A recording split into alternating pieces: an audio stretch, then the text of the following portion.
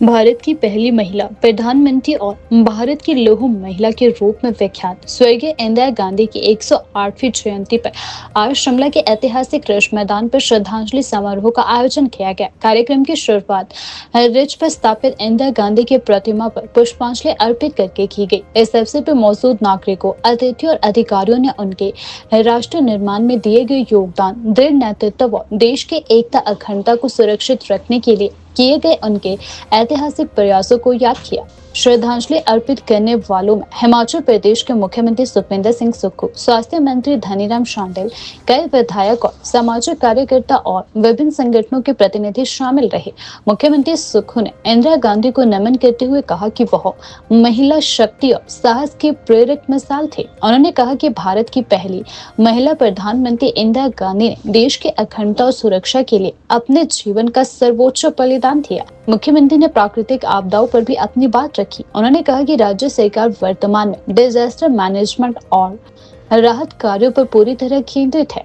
उन्होंने कहा, आपदा में जो नुकसान हुआ उसकी भरपाई करना सरकार की जिम्मेदारी है और हम उसी दिशा में पूरी निष्ठा से कार्य कर रहे हैं। इंदिरा गांधी जी की जयंती है। इंदिरा गांधी जी एक ऐसी शख्सियत थी जिनके हौसले की, जिनके साहस की कोई मिसाल नहीं मिलती है।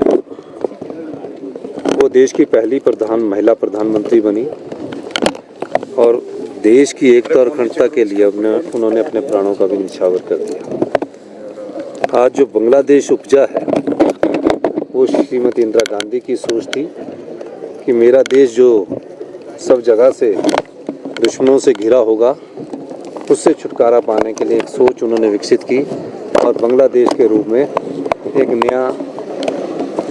नया देश का जन्म हुआ। वो श्रीमती इंदिरा गांधी ही कर सकती थी। ऐसा हौसला और ऐसा साथ श्रीमती इंदिरा गांधी में ही था।